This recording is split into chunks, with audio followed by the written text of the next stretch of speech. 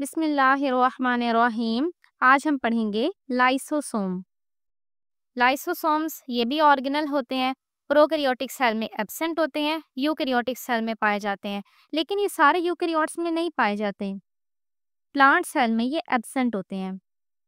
These are spherical single membrane bounded bodies a few micrometers in diameter originated by Golgi bodies containing hydrolytic enzymes।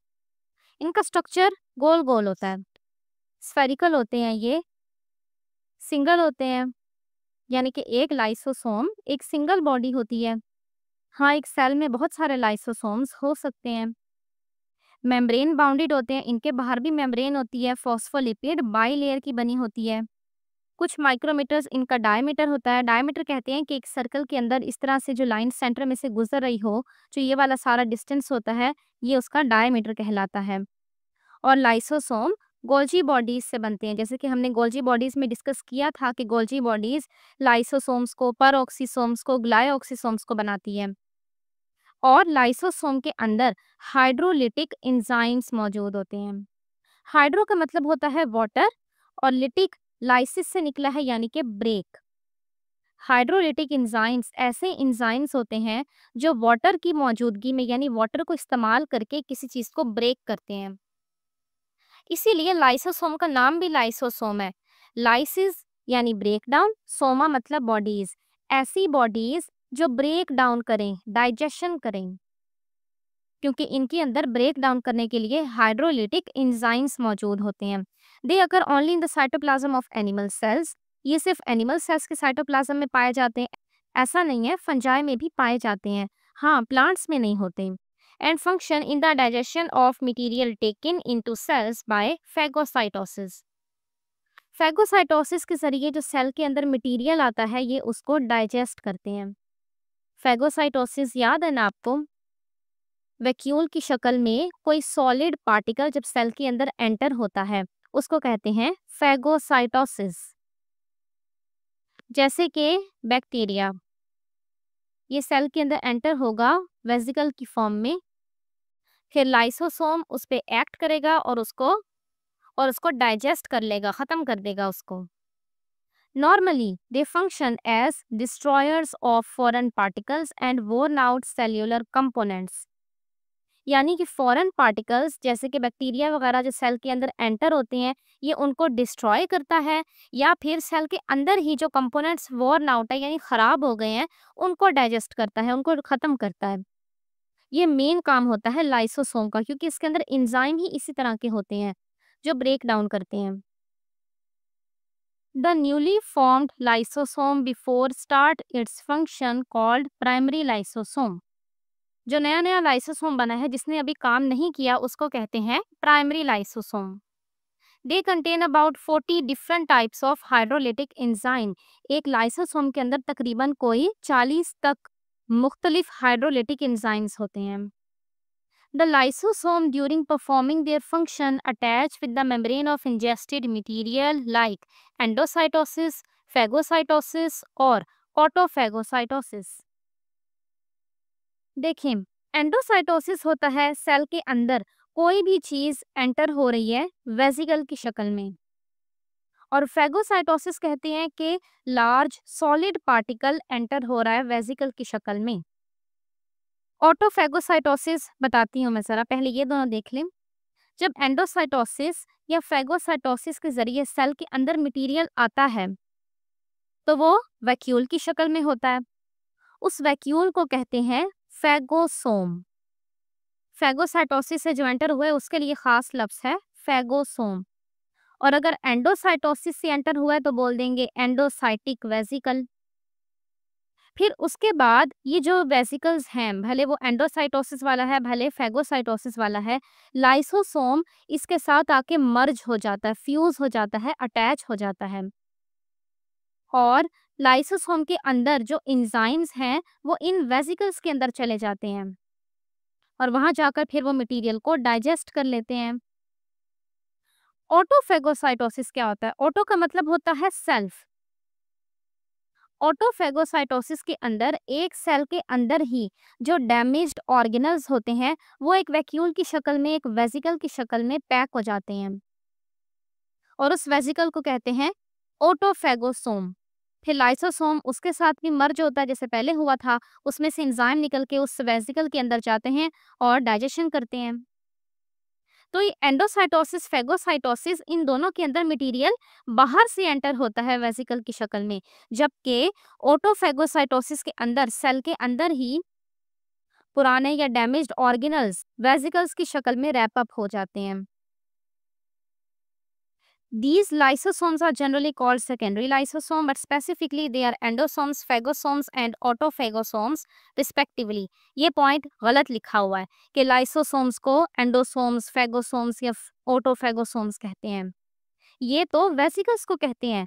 जब endocytosis से अंदर vesicle हुआ तो उसको endosome कह दिया, फेगोसाइटोसिस से एंटर हुआ है तो उसको फेगोसोम कह दिया, और सेल के अंदर से ही जब डैमेज्ड ऑर्गेनल्स ने मिल के एक वेसिकल बना लिया तो उसको ऑटोफेगोसोम कह दिया।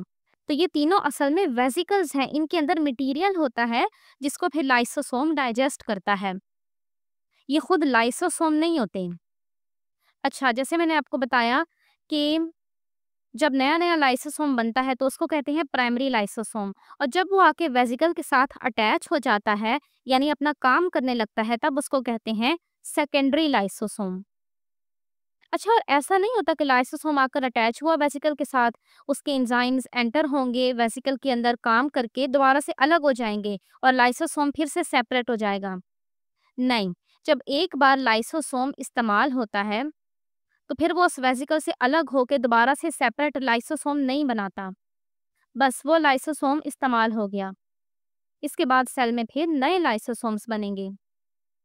इस पिक्चर में देखें, ये एक सेल बनाया हुआ है, देखिए इसके अंदर लेबलिंग भी की हुई है, ये एंडोप्लाज्मिक रेटिकुलम है, उसके अंदर यहाँ पे गोल्जी अपैरेटस है, और ये देखिए ये है लाइसोसोम्स, और ये इन्होंने एक फूड वैक्यूल बनाया हुआ है।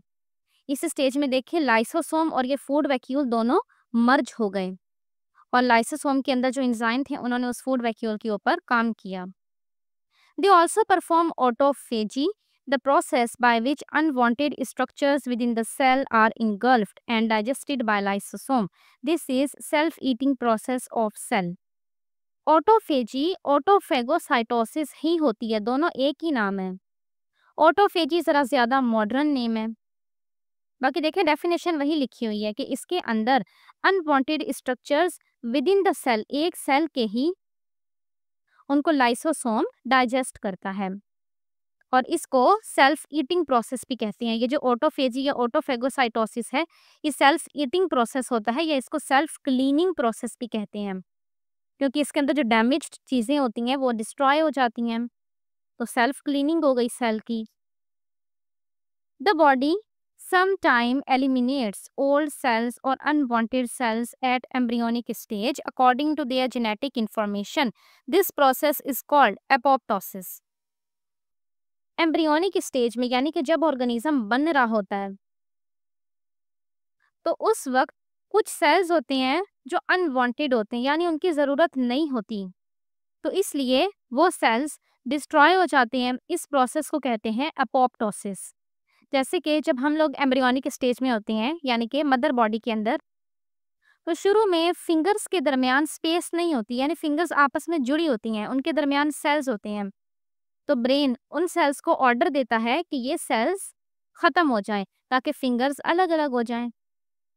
इस प्रोसेस को नाम दे दिया एपोप्टोसिस, या फिर इसको प्रोग्राम्ड सेल डेथ भी कहते हैं, यानी कि सेल्स की डेथ हो रही है, सेल्स खत्म हो रहे हैं, लेकिन ये प्रोग्राम्ड सेल डेथ है, यानी पूरा एक प्लान्ड प्रोसेस है, ब्रेन ने इसको प्लान किया हुआ है। लेकिन एक और मिस्टेक, एपोप्टोसिस में लाइसोसोम का थोड़ा सा रोल होता है, ज़्यादा रोल नहीं होता, ठीक है, क्योंकि ये प्रोग्राम्ड सेल डेथ होती है। इन सेल्स की डेथ के लिए ब्रेन ने प्रॉपर प्लानिंग की होती है। लाइसोसोम का रोल होता तो है लेकिन थोड़ा सा होता है, जैसे अभी हम आगे पढ़ेंगे ना ऑटोलाइसिस में, वो वाला नहीं होता, आपकी किताब में लिखा है कि वही वाला होता है। ऑटोलाइसिस क्या होती है? During this self destruction process the membrane of lysosome is ruptured at a particular time. Autolysis के अंदर एक सेल के अंदर जो लाइसोसोम होते हैं ना, लाइसोसोम की मेम्ब्रेन ब्रेक हो जाती है, फट जाती है और उसमें से हाइड्रोलिटिक एंजाइम्स बाहर आ जाते हैं और अपने ही सेल को डिस्ट्रॉय कर देते हैं। इसको कहते होते हैं ऑटोलाइसिस। और ये प्रोग्राम्ड सेल डेथ नहीं होती। ये जब सेल मर जाता है तब उसके अंदर कोई कंट्रोल नहीं रहता और उसके लाइसोसोम्स ब्रेक हो जाते हैं और एंजाइम्स बाहर आके सेल को ही तबाह कर देते हैं, तब ऐसा होता है।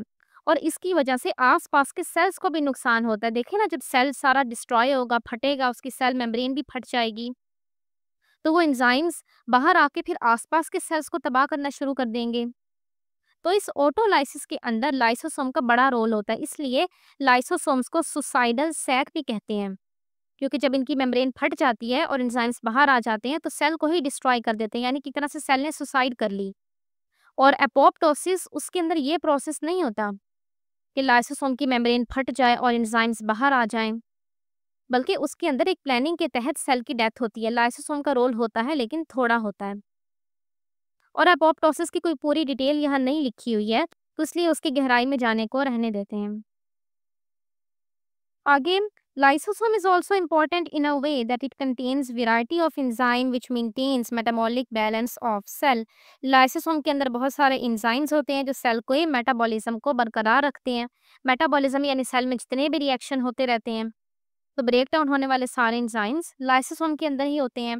If cell becomes unable to synthesize any one of these enzymes due to heredity and congenital reasons, heredity यानी कि उसके खानदान में ही ऐसी कोई प्रॉब्लम है, कॉन्जेनिटल यानी बाय बर्थ ऐसा हुआ है उसके साथ कि अगर सेल कोई एक एंजाइम भी नहीं बना पा रहा तो क्या होगा कि उस एंजाइम का सबस्ट्रेट उस सेल के अंदर या उस ऑर्गन के अंदर जमा होने लग जाएगा।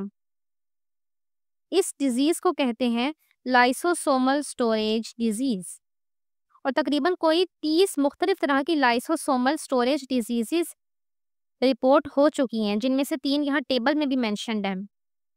टे सैक डिजीज, गोशर्स डिजीज, क्रैबेस डिजीज। इन तीनों डिजीजेस में क्या होता है कि कोई ना कोई लाइसोसोम का एंजाइम एब्सेंट होता है और उसका सबस्ट्रेट सेल के अंदर जमा हो रहा होता है। इनकी सिम्टम्स लिखी हुई हैं कि क्या क्या निशानियां हो सकती हैं।